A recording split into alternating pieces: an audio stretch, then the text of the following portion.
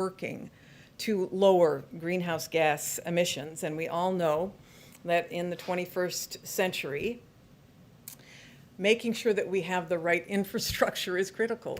Infrastructure is, yes, roads and bridges, but it is ports and airports, and it is trains, and it is the pipes that pump water into our homes, and it is the broadband that brings the world and learning to our children. It's the broadband that brings economic opportunity to our businesses. Of course, it's the electrical grid that keeps the lights on after what happened in Texas. Can anybody really doubt that electricity and the electric grid is part of the foundation of who we are as a nation, and we need to invest in it if we want to make sure power keeps coming to our homes.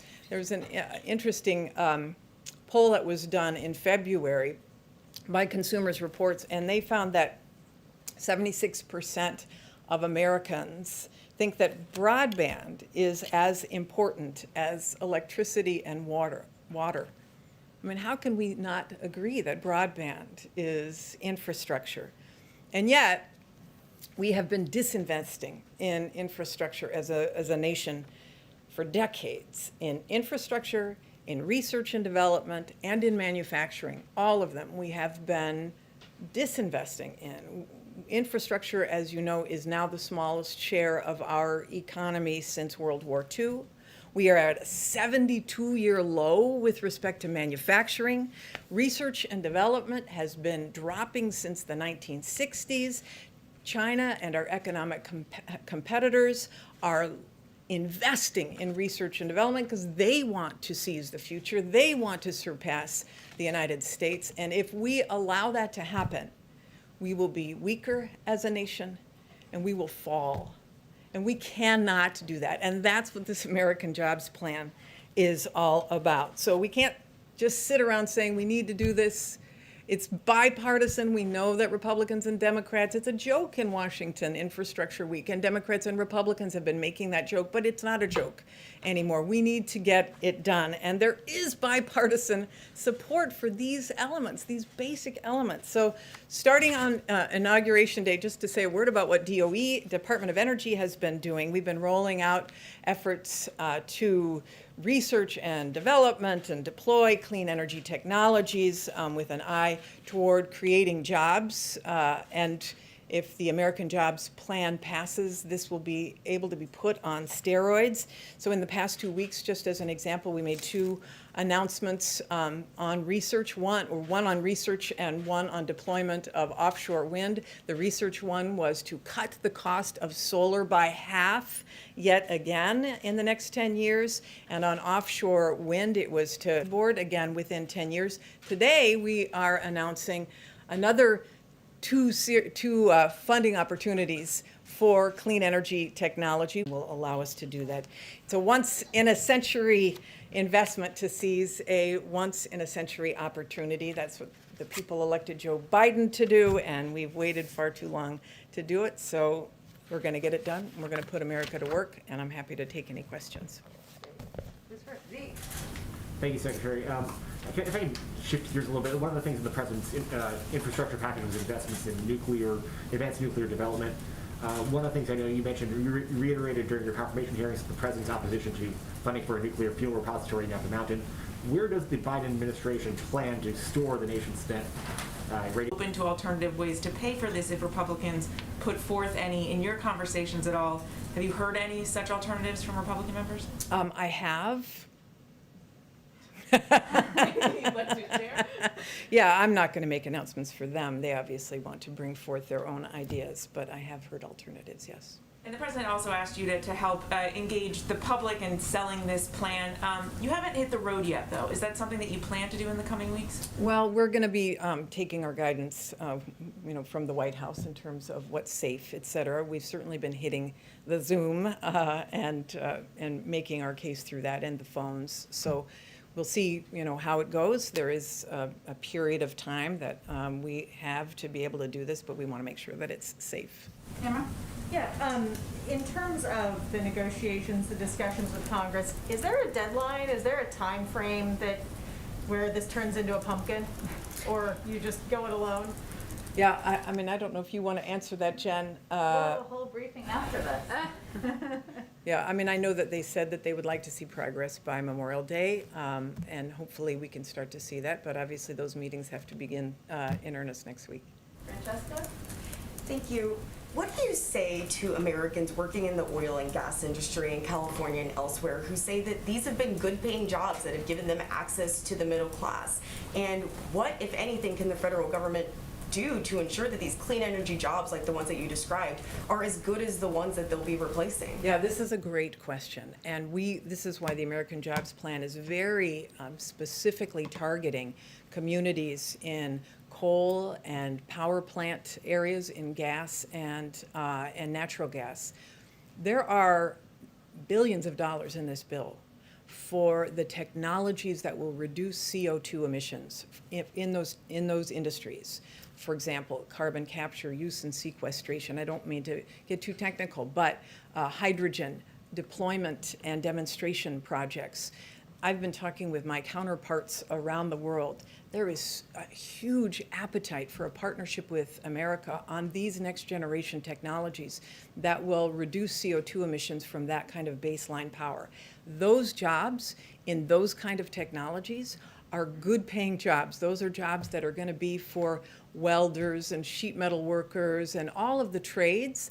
And we're going to, as we put out funding opportunities, ensure that there are project labor agreements, that the people who are working in them are paid under Davis-Bacon, are paid prevailing wage. So we want to create good paying jobs all across the country, and there will be millions of them if this is passed. The opportunities, this is why we've been having a huge number of discussions with our brothers and sisters in the labor movement, in the building trades, to make sure that we do this in a way that gives their workers opportunity, and it will, and that's why they're supportive of it.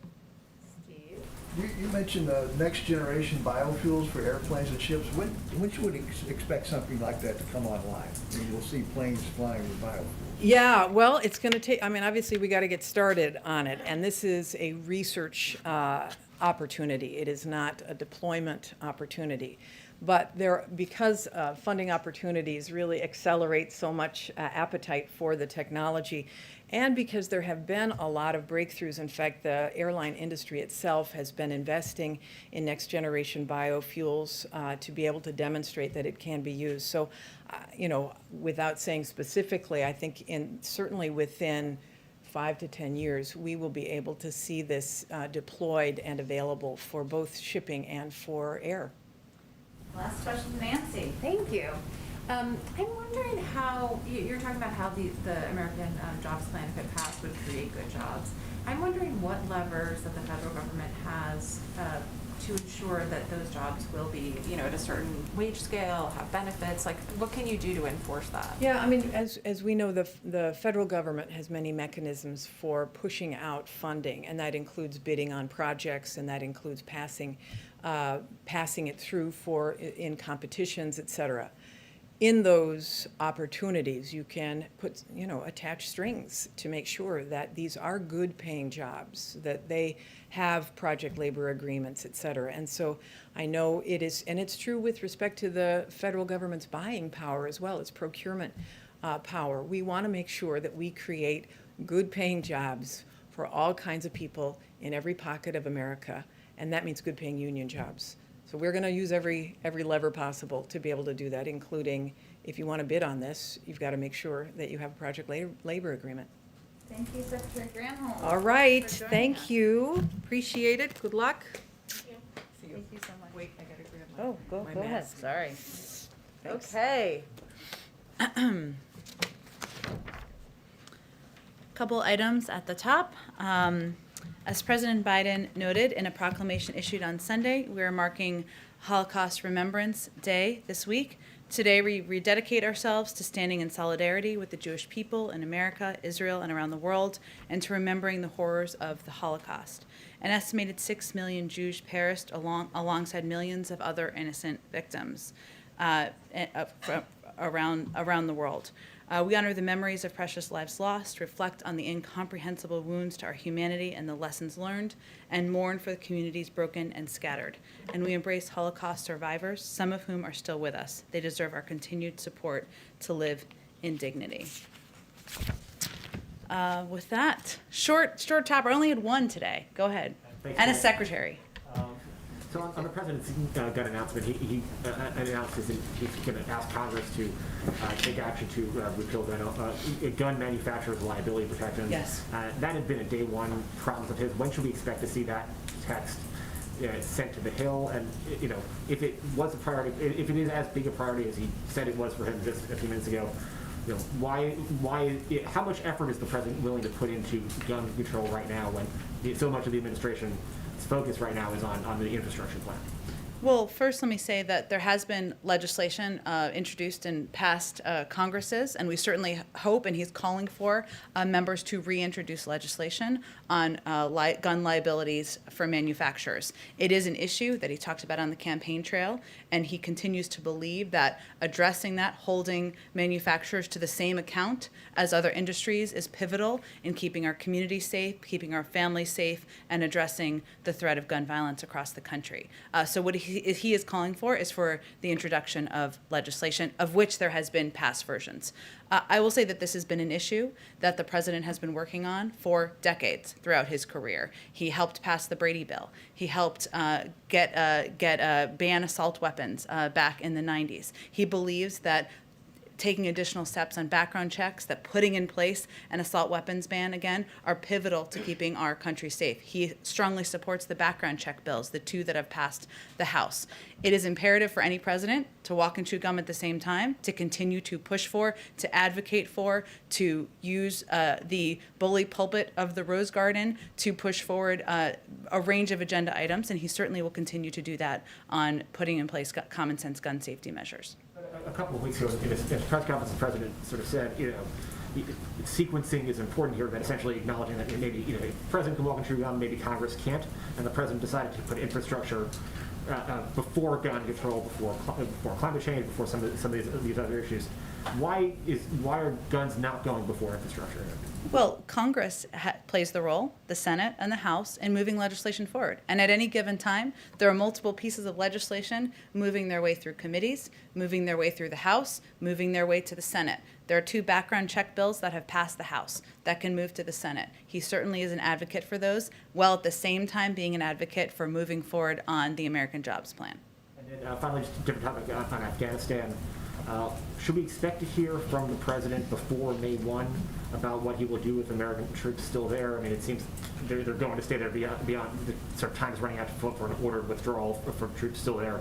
Right now, is that an accurate assessment that there will be troops there on May 2nd? And then in terms of what is the president's message to the American people? Why is it in their interest for their troops to be serving in harm's way overseas beyond this month? Well, I'm not going to get ahead of the president's decision and announcement. I expect you will hear from him before May 1st. He has been consistent and clear that it is operationally challenging to get troops out by May 1, which is not a deadline he put in place. It is a timeline put in place by the prior administration. And there are certainly conditions on the ground, including efforts at diplomacy, efforts to negotiate with the Taliban, that have been underway for the last several weeks. But you will certainly hear from him, and once you do, we can absolutely have a conversation about where we go from here. Go ahead. Thanks, Jen. Given the narrow majorities in the House and the Senate right now, does the president think enacting universal background checks this year is doable? I think the president is going to leave the analysis of what's viable and doable to all of you and people on the outside, and certainly he's not vote counting himself, but he is also clear-eyed about the challenges in moving forward with legislation with the current makeup of the Senate. He is going to continue to advocate for that, as he did just today, just this morning in the Rose Garden, surrounded by some of the bravest and most courageous advocates for gun safety legislation in the country. But he also is not going to wait. And that's why he took action on, announced several steps that can be taken in the form of executive actions, in the form of guidance, and in the form of nominating someone to lead the ATF, because he feels you can't wait, and he's going to use the power of his presidency to take steps forward. Because this gets a little bit of what Zeke was getting at. I mean, we have a jobs cabinet now. We have face-to-face and Zoom meetings ongoing with Republicans and Democrats about infrastructure. Should we anticipate a gun control cabinet or meetings with Republicans about this issue? I certainly would anticipate the president will raise this issue in a range of conversations he has with members of Congress. This obviously is slightly different given the role of the Attorney General in measures on gun safety, and as is evidenced by the fact that he was present there today. So it's a bit different from a jobs cabinet, but I can assure you for members where this is appropriate, where it's an appropriate role for them to play, for members of the administration in the White House and otherwise to communicate with members of Congress, that will certainly continue to be at the top of our list. Two other unrelated things real quick. The U.S. and Iran are engaged in indirect nuclear talks this week. Will Americans detained in Iran be part of those discussions? Certainly, Americans detained in Iran is an issue that we have raised with partners around the world and those who are having direct discussions with the Iranians. In terms of the focus and content of these discussions, I know they'll do a readout when they conclude the meetings, likely tomorrow. And beyond what Secretary Blinken, I know he held a meeting with families or representatives of them early on. Can you give us a sense of what else may be ongoing in this regard? In the effort to get Americans who are detained, the efforts would certainly be led by our diplomats and our negotiators out of the State Department, hence your reference to Secretary of State Tony Blinken. And obviously these discussions are often raised through different channels we have with the Iranians, given the fact that we're not currently having direct talks on even issues like the nuclear negotiations, but I'm not going to have an update beyond that from here. Tomorrow, the Army Corps of Engineers will be at a federal court hearing regarding the fate of the Dakota Access Pipeline. Is it the administration's belief that construction of that pipeline should continue? Our view is that we would look at each pipeline through each individual pipeline separately and do an analysis of the costs and benefits on the environment and jobs, which is my assumption would be happening here. So I don't have an assessment of that, but we look at each of them individually. Conceivably, we get that tomorrow at the court hearing, though. I'm There's a delay, I guess, in considering this, given that the administration asked for more time. So I'm sort of trying to figure out if we may get that tomorrow. It wouldn't come from the White House, presumably, but I can certainly check if there's an expected timeline that we can share from here. Go ahead. Thanks. Following up on Zeke's question on the manufacturer liability bill, the president just said that if God granted him one item on his to-do list, it would be to get this done, to make it so that gun manufacturers can be held liable. It is something he promised on day one. It is day 78. What's the holdup here?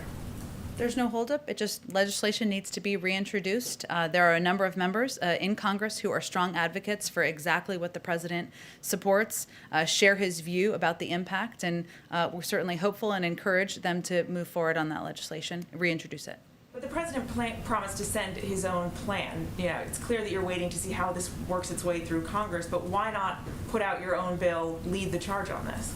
He is leading the charge by advocating for this moving forward, by using the bully pulpit of his presidency and of the Rose Garden to advocate for this legislation moving forward. It is the role of Congress, of course, to push legislation forward, to vote on it, to move it through committees, and he certainly is hopeful they'll do exactly that on this issue.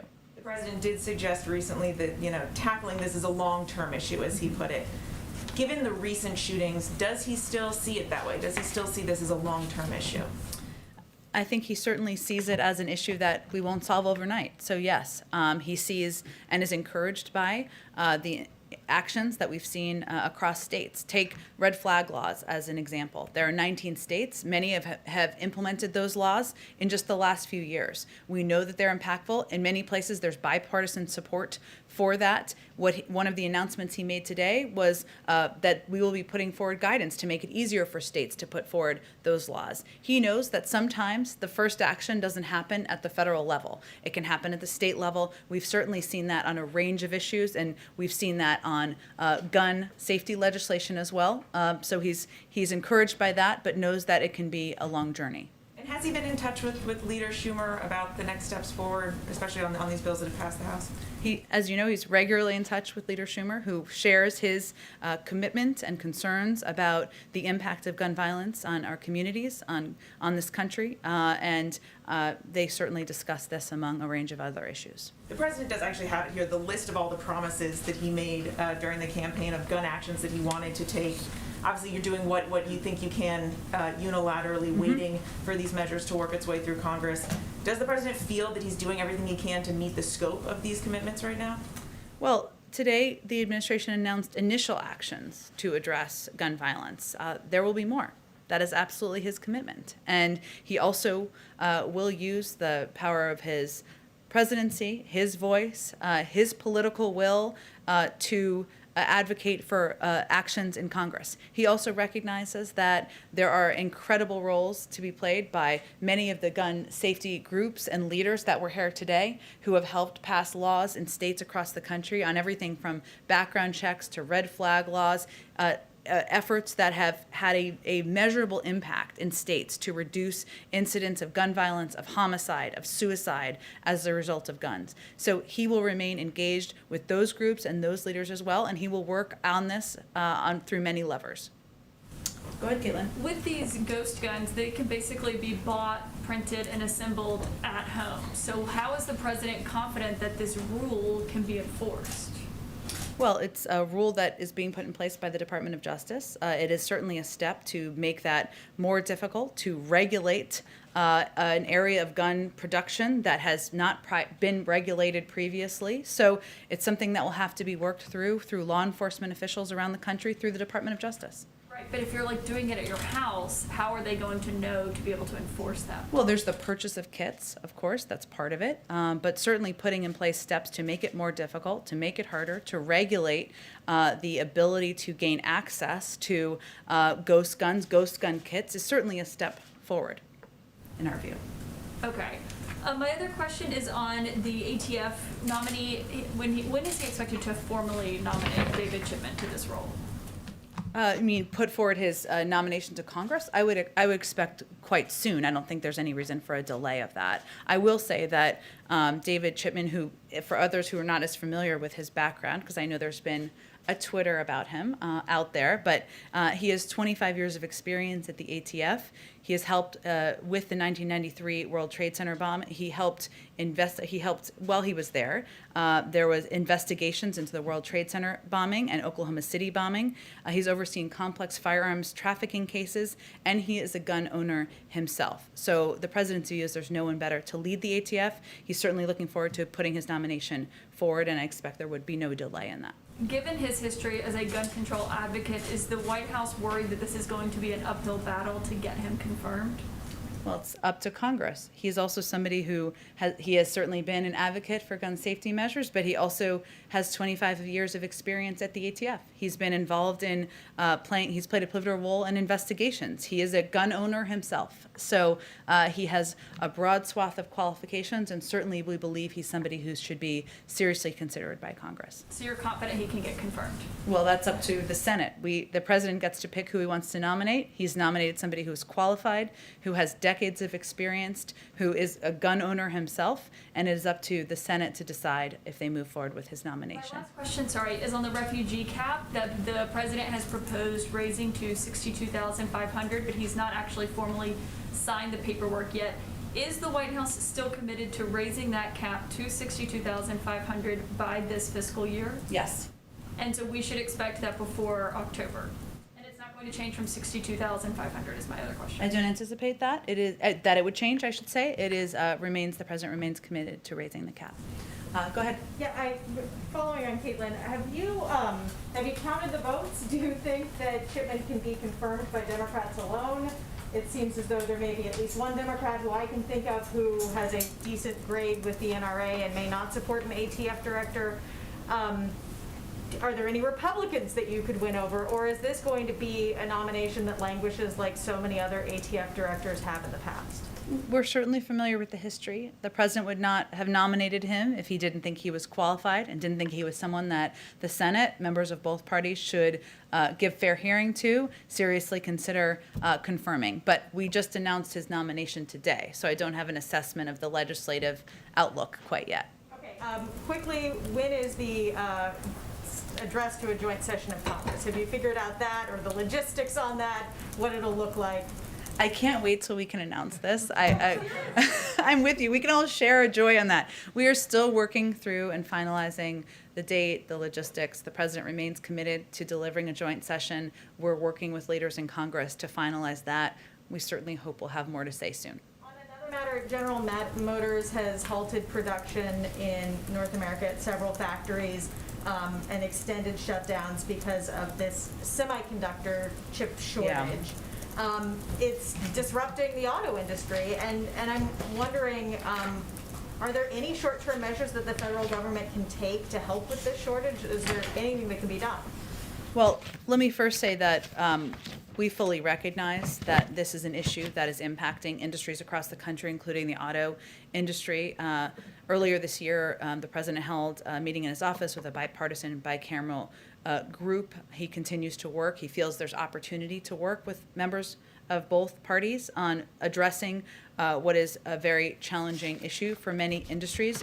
There's a 100-day review that is ongoing, which we plan to share the outcome of with the American people soon. And we're certainly looking through that review at undertaking, the review is focused, I should say, on undertaking the first ever whole of government approach to building a resilient, diverse, and secure supply chain to help address this issue for the long term, so that we are not just dealing with a short-term emergency.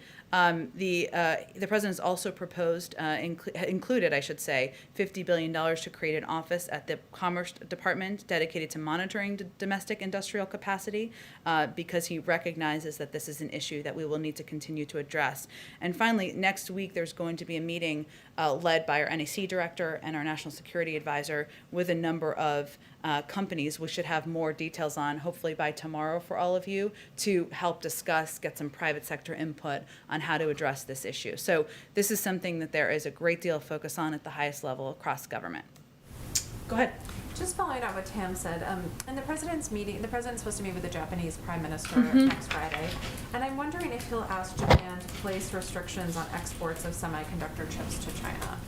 Well, he is meeting with the Japanese Prime Minister, as we've confirmed, next Friday. I certainly expect semiconductors and the shortage to be a part of that discussion, but we're just not going to get ahead of the agenda of that. I expect they'll have remarks and take questions following the meeting. And just one more thing, Jen. The president has said that next week he intends to host lawmakers in the Oval Office once they're back from recess. I wonder if you could give us any preview of whether or not that will include Democrats, Republicans, what type of outreach that will look like. I expect he'll have both Democrats and Republicans attend or join. And once we have confirmation of attendees, we'll share that information with all of you. Go ahead. The meeting next week on semiconductors, do you expect that to lead to some recommendations on what to do about this problem? I would say, Steve, that it's part of our effort. And again, it's led by the National Security Advisor and our Director of the National Economic Council. So it shows you what a priority this is to the president, to have a discussion about best practices, how the shortage is impacting their industries, take that information back as part of our 100-day review.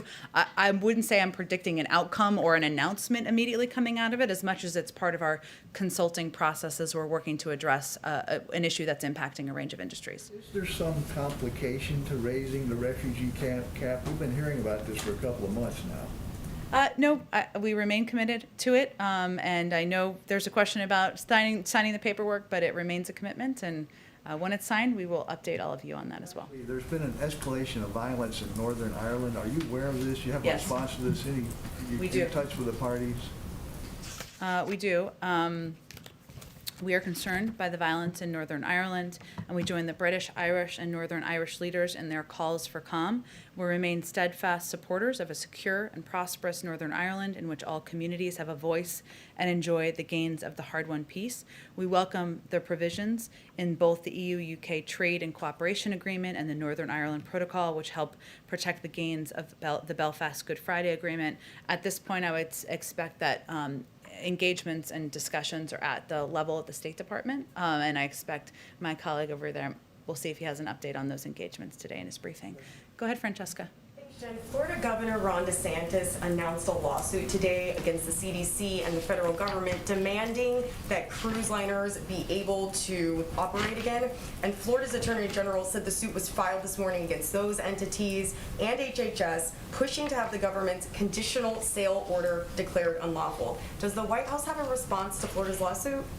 We don't have a direct response to a lawsuit nor a comment on a specific legal action, but I will just reiterate that the CDC guidance is based on data and health and medical guidelines.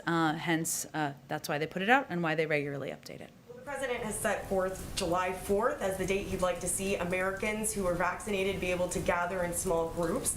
At the same time, the CDC said last week that there's a low risk for vaccinated Americans who travel. So does the president think it's an appropriate timeline of July 4th? That's what the cruise industry, specifically Norwegian travel, is asking for, is the July 4th date here.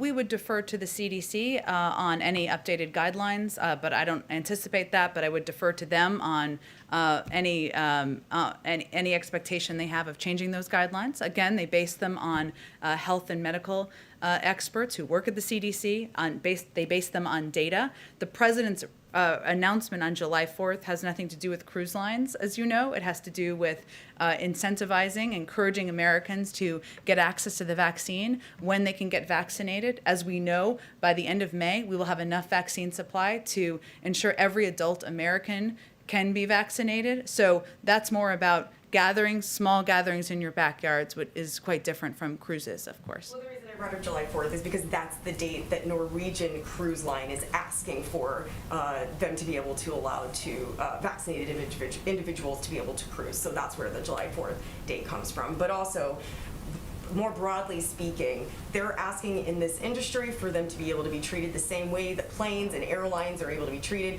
So is there any specific concern that the White House has about allowing people who've been vaccinated to be able to resume cruising?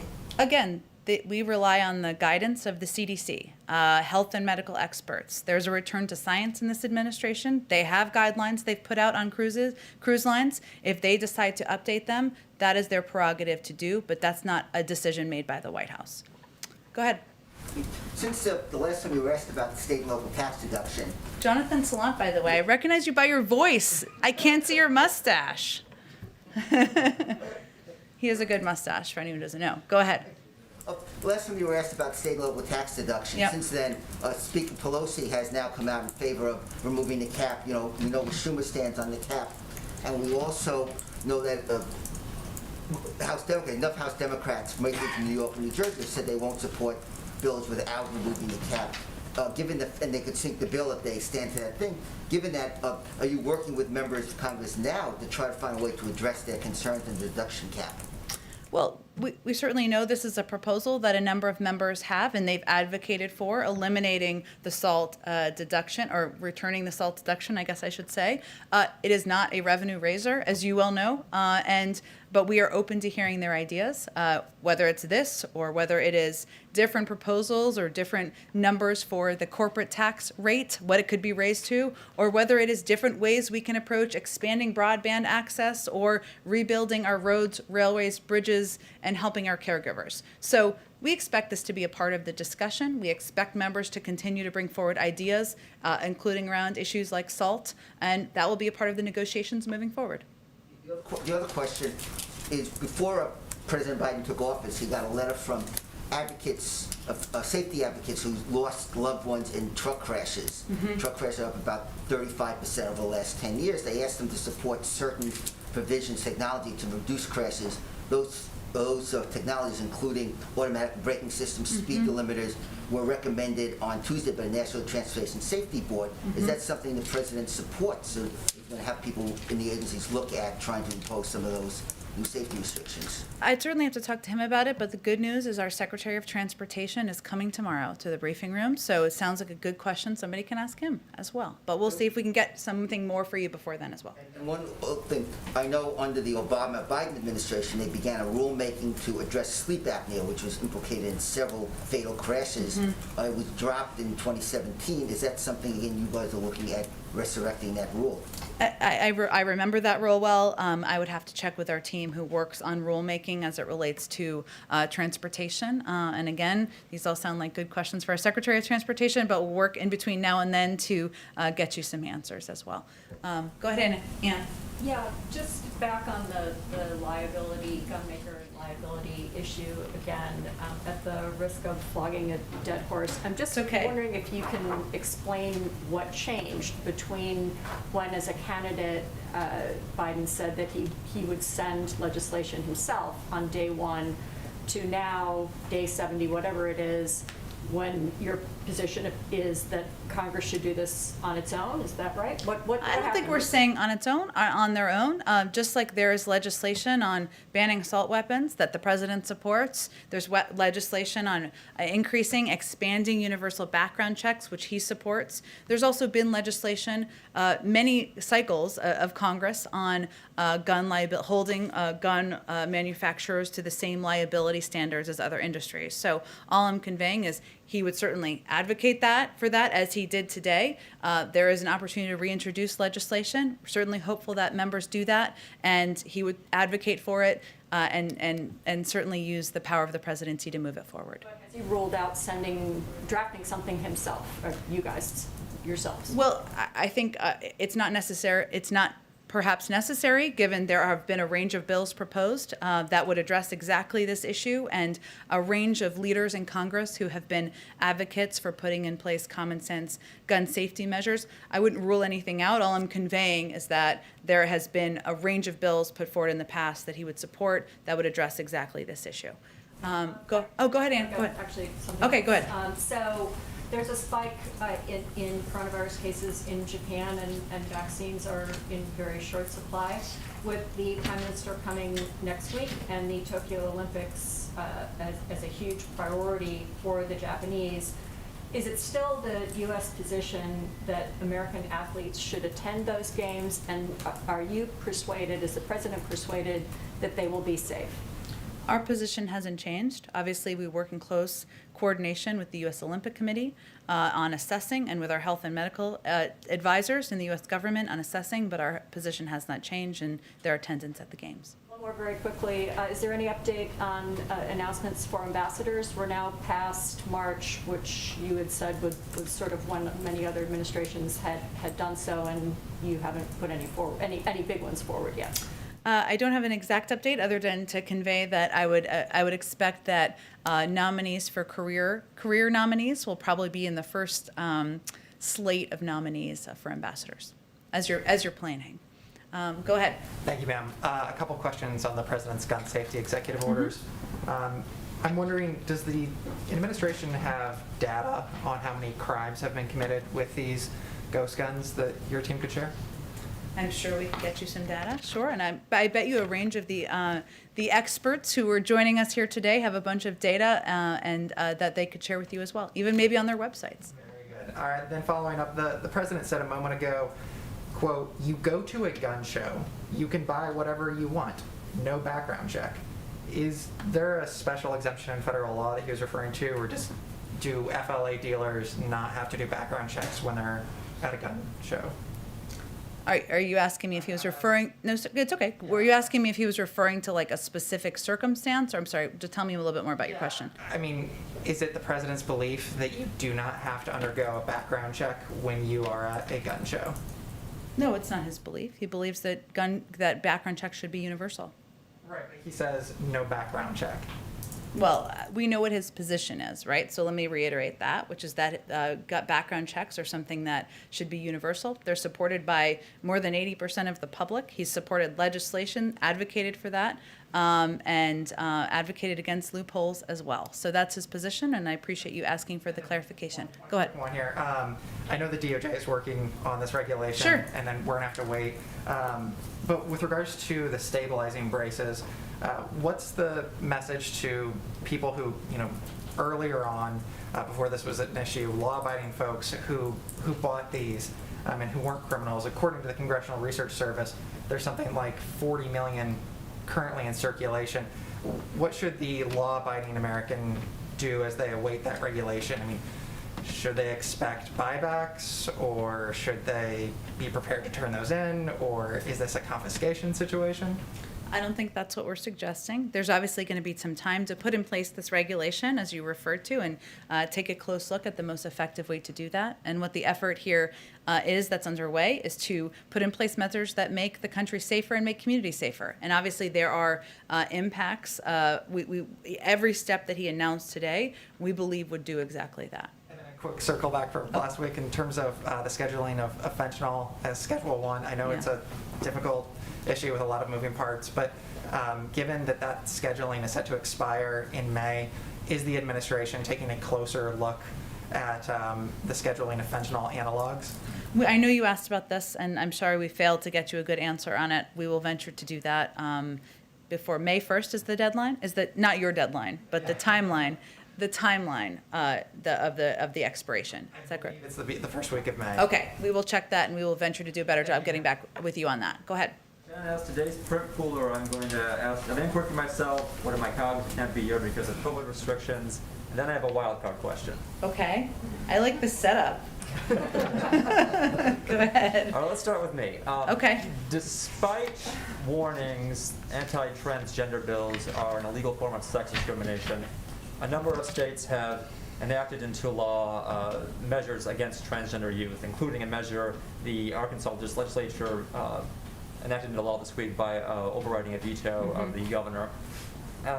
Will the president reach out to the attorney general for legal action against these measures? I don't know that I can stand here. I can't stand here and predict legal action. Obviously, that would be a decision made by the Justice Department and the Attorney General.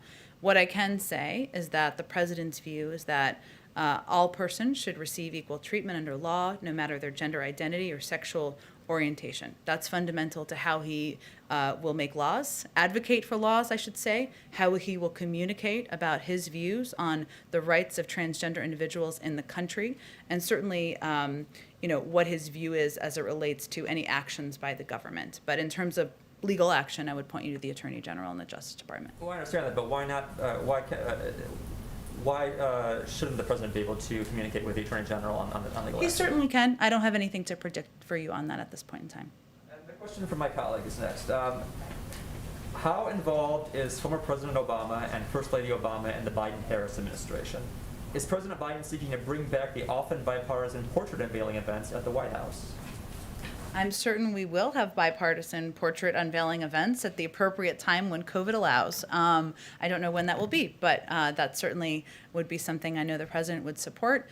In terms of his engagement with President Obama, they are not just former colleagues, I guess you call them, as president and vice president, but they are also remain close friends, and they talk regularly about a range of issues, from policy issues to bouncing ideas off of each other to their families. So they are in close touch, but we just don't read out those specific calls. We keep them private. And now my wild card question. Okay.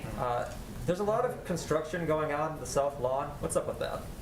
Oh, I like that. I'm happy to get you kind of a more official response on this, but it is a kind of regular maintenance. I think we expect it to be going on for 8 to 10 weeks, but we can get you a more official. Like new construction going on there, something that's really supposed to like regular happenings. I mean, is this something that is consistently going on, or is this like a new construction for a new event or a new thing on the South Lawn? No, it's not, but I can get you a more official statement from our team that is overseeing the updates and the maintenance. Okay. Go ahead in the back. Thank you, Jen. 3 questions on gun violence. Does President Biden have a deadline for Congress to act? And if they don't meet that deadline, is he prepared with more executive action? First, the president's not going to wait for Congress to act to take additional executive actions. This is the beginning. He will continue to have his team review, both from a policy and a legal standpoint, additional executive actions that are possible to take. I would just remind everyone that he also led the effort to put in place nearly 24 executive actions under the Obama-Biden administration, and he fully recognizes that the only way to put in place permanent long-term measures to keep our children, our communities, and our families across the country safe is by passing legislation. So he is also committed to that, but he's not going to wait. He can move on both levers at the same time. And how soon does the president expect or hope to see change due to the executive action today? Change in what way? I guess How soon does he expect to see some of his policies in place? Well, there are certain periods of time of reviews for different components of this. Obviously, things like the guidance on red flag laws is something that states could use as soon as that's prepared and distributed to move forward on putting in place red flag laws. There are certain components of this that require 30 days, 60 days, et cetera. So I would say it just depends on the component of his what he proposed this morning. Final question for you. President Biden mentioned Fred Gutenberg by name in the Rose Garden today. What role did Fred and other gun safety advocates play in crafting this executive action?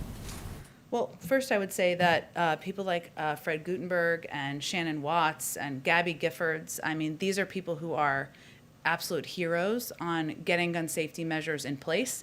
They have led the effort when there was no appetite in Washington and none at the federal level to move forward on putting in place laws around the country.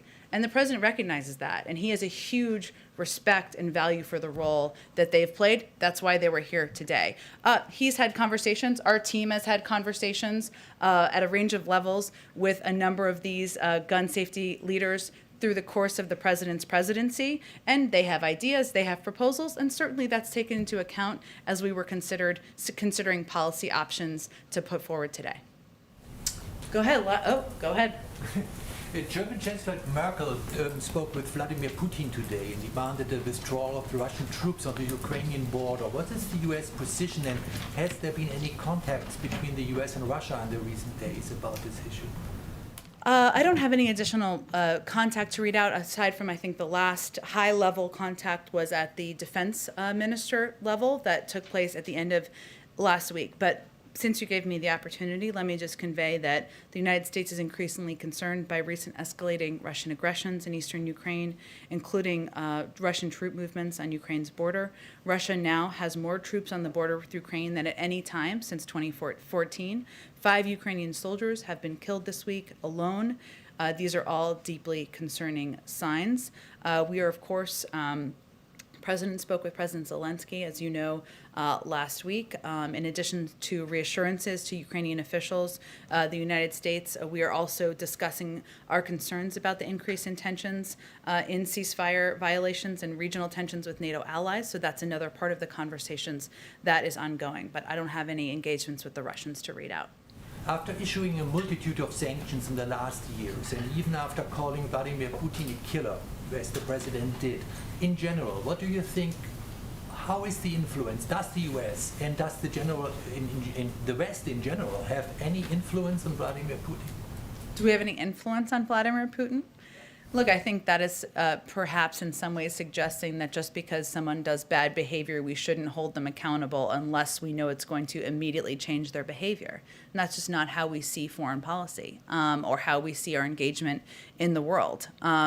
And look, I think our focus is on, there's still an ongoing review, weeks not months, and that we are assessing as it relates to the troubling actions of Russia and this Russian government, where there will be consequences, as the president has conveyed, seen and unseen, and we hope to have more on that soon. Go ahead. Just to follow up on your answer there regarding former President Obama, because you said they are in touch fairly regularly. Mm-hmm. Can you more clearly define fairly regularly? No, that would be violating their friendship.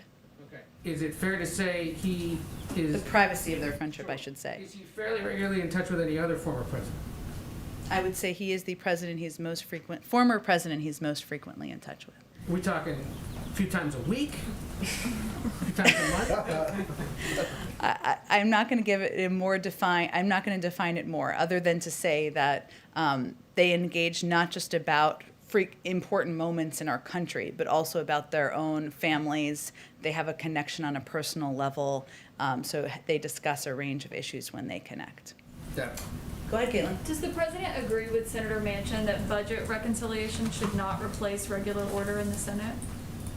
Well, first, for those of you who read the op-ed today, or didn't read the op-ed, either way, did you all read it? Oh, surprised to hear.